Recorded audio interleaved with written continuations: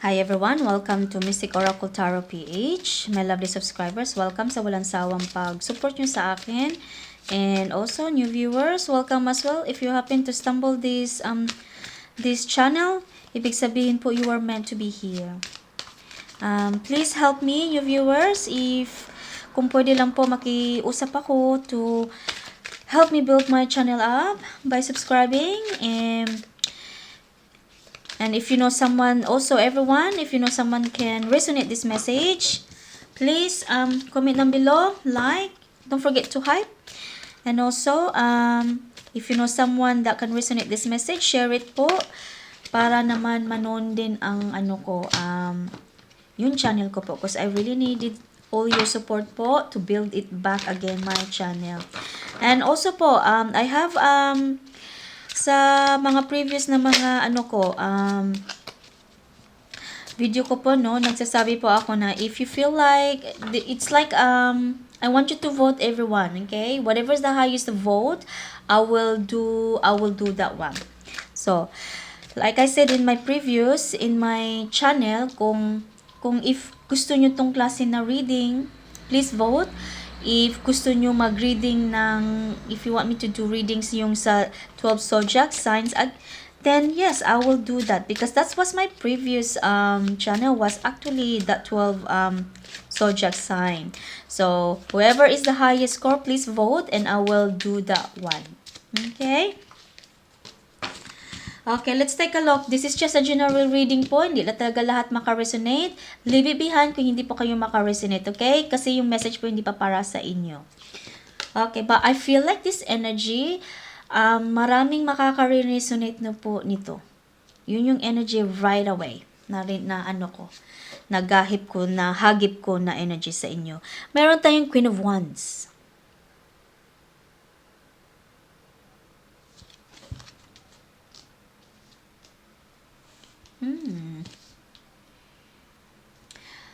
Okay. Meron tayong Six of Pentacles.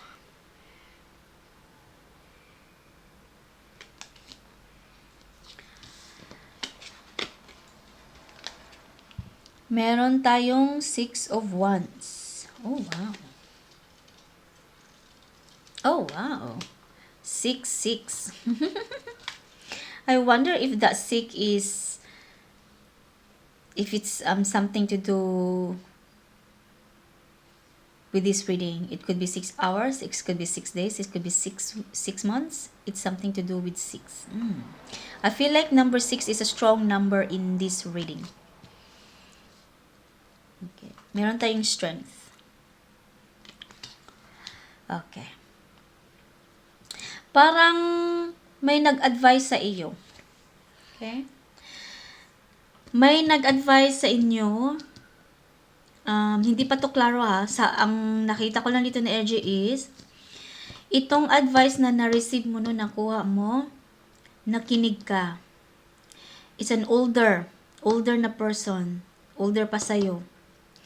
Nakinig ka sa advice niya, kaya pagdating sa 6 of Pentacles,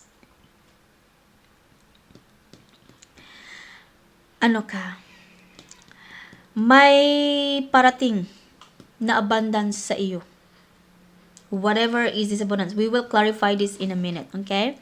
May abundance na parating sa iyo. It could be na may magbabayad, na matagal mo nang inaantay, sinisingil mo, o di kaya investments, o di kaya a business or a property na sold out, may client na, may customer na, or it could be a payout from na inaantay mo from the divorce, something to do with money, abundance, okay? Number 6, another 6. So, these two, 6, it could be something. It could be the amount of money, 6,000, 60,000, 6 million. It could be something in that too as well. Okay? 6 of Wands. It's a very fortunate na makukuha mo ito. This is a very good news for you. This is a good news na nakinig ka sa sobrang kasi dahil sa nakinig ka, ayan, nagiging successful ka. Makukuha mo yung pera na yan. Yan yung sinasabi po ng energy nyo dito. Strength. Kailangan nyo po i-balance yung nyo po, sitwasyon nyo po. Yung pera nyo na situation po, pag makuha nyo yung pera. Kasi napaka-generous mo, napaka-bait mo. Huwag kang bigay ng bigay, mag-iipon ka sa sarili mo. Kasi yung pera, lalabas na lalabas, wala na pagtapos niyan. Okay? Kung may manghihiram sa'yo ng tao, huwag kang magpahiram. That should be a big lesson for you. Kasi tatagal na naman yan, mamroblema na naman sa pera, tatagal na naman, hindi naman sila makakabayad. Ayan, matip over ka, hindi ka magbabalance. Kaya, tigil-tigilan mo, reducean mo yung mo. Dahan-dahan ka sa generosity mo, sa kabaitan mo, sa pera na wag ka lang maglabas ng labas kahit ano. Dahil naawa ka, this, and that. Pagkuha mo tong pera mo wag mong sabihin sa ibang tao, make it quiet. Ibigay mo yan, iano mo lang sa sarili mo, keep it to yourself. Wag mong i-share sa iba. Kasi, pag malaman nila na may pera ka, nakuha mo na yung pera na inaantay mo, manghihiram, manghihingi yan sila sa iyo. So, keep that to yourself. Kasi hindi naman yan para sa iyo. Pag makalabas ka kasi ng pera, labas na yan. Hindi na mapigilan ang paglabas ng pera mo. The time will come, wala ka ng pera. Okay? Can we clarify this Queen of Wands? Kung sino man yang kung ano man yung in-advise. In regards of what in-advise niya na nakinig ka. Oh my God, Ace of Cups. Ace of Cups.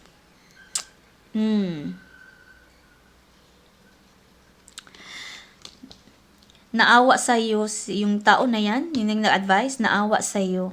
Kaya in-advisean ka niya, parang may alam siya, aware siya sa sitwasyon mo. Parang alam niya kung paano kanya natulungan. Paano kanya tutulungan, Kaya, pag-advise niya sa'yo, you follow it, sumunod ka naman, nakinig ka naman, kaya makukuha mo yung pera na yan. Siya ang sa iyo. Huwag mong kalimutan itong tao, pasalamatan mo dahil sa kanya makukuha mo na yung pera. Can you please clarify more kung anong klaseng itong sitwasyon? Is it for kung ano man yung Queen of Wands na anong in-advise niya sa iyo tungkol tungkol sa pera, tungkol sa anong klase yan na sitwasyon na it's something to do with the money. Meron tayong 8 of Swords.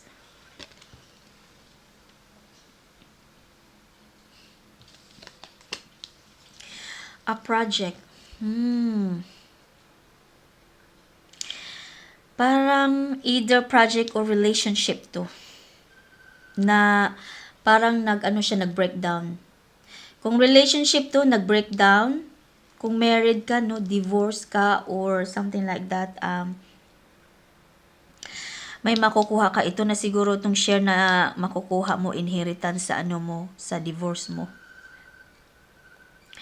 O di kaya kung a project, ito yung project na hindi nag-success, na full out ka. Tapos, o di kaya dinaya ka sa project na yan, hindi siya nag-progress, hindi siya nag-success kasi nila yung pera, yung profits kinukuha nila quietly. Pinag-aanuhan ka nito, parang they fool you ba? Kasi hindi mo kasi alam na kinukuha na pala ang pera mo. Kinaquiet na. Nalalaman mo na lang yan, but was too late already na pinipirahan ka, kinukuha ka, dinadaya ka. Pero, some of it, hindi lahat ang pera makukuha mo dito. Kunti lang ang pera, enough lang ang pera ang makukuha mo. Okay? Yun na yung clarification natin dito. Okay? Lagay natin dito. That's your clarification for this one. Relationship or project. Meron tayong 4 of Wands.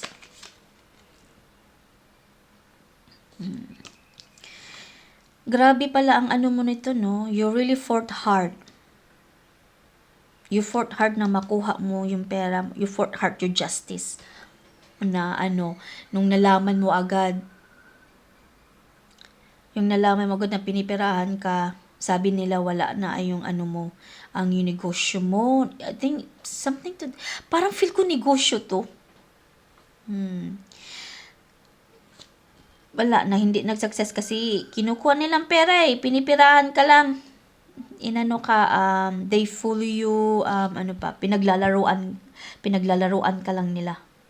Kala kasi nila, marami kang pera. Hindi lahat makukuha yung pera mo ha, yung energy mo dyan.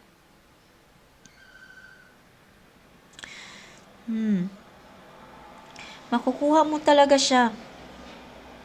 You get your justice. Lulubog na lulubog to siya. Kung sino man yung dumaya sa iyo, lulubog na lulubog yan sa kahirapan. Tingnan mo siya. Tingnan mo yung hitsura niya. Ginawa niya yan kasi nangangailangan ng pera.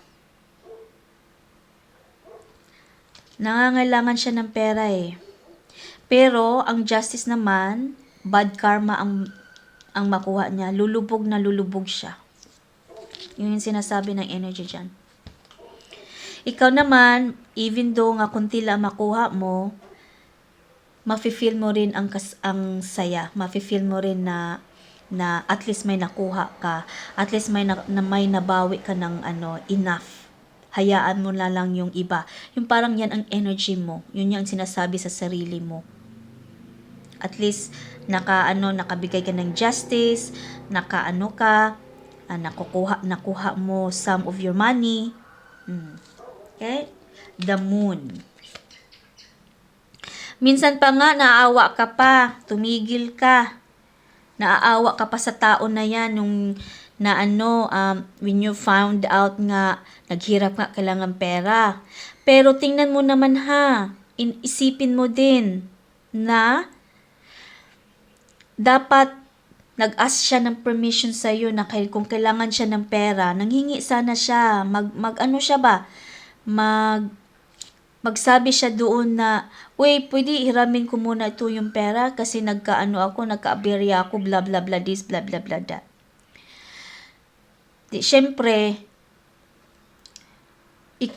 that would be the point nga nasa sayo yung mag-decide ka.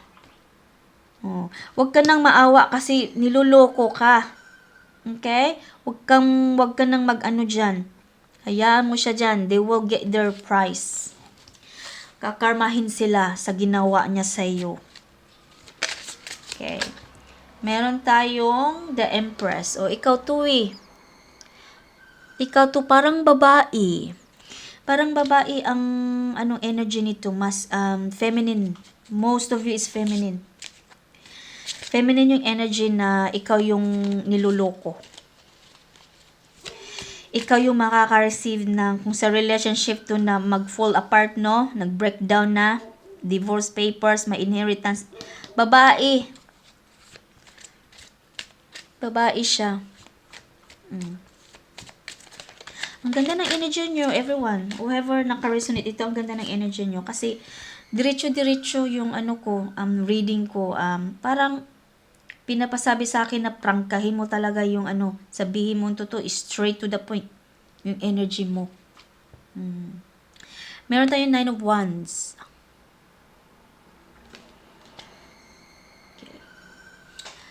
Nine of Wands. May nagsabi pala sa'yo, may nagsumbong. May nagsumbong kung anong ginagawa nila sa'yo. Na niluloko ka na pala. May nagsumbong pala sa'yo. Someone told you na in-advise ka nga, oy, yung negosyo mo, oy, ano ba yan, yung pera mo wala na yan. May nagsumbong pala sa'yo. Kaya that's where you find out na niluloko ka pala.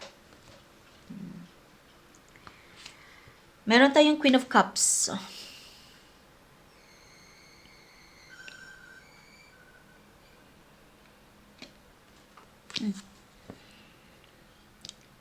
Okay. Queen of Cups. Materialistic kasi itong babaeng ito eh. Parang feel ko babae din. Babae siya yung energy ng nangloko sa'yo. I feel like feminine as well. Nangloko sa'yo. Babae siya, materialistic kasi siya eh. Materialistic siya. Kaya ginawa niya yan sa'yo kasi materialistic siya. Hindi ko alam kung ano siguro siya, kung anong klaseng problema ang naano niya, naaberya niya. Abutin kasing ang hindi kailangan maabot. Kaya ayan tuloy. Yung trust mo sa kanya, wala na, broken na yan. Kaya wag ka nang maawa ha. Wag ka nang maawa, according to the moon. Minsan pa maawa ka, minsan galit, minsan hate mo. Wag kang just relax lang, take it easy. Andyan na yung sagot mo. Okay?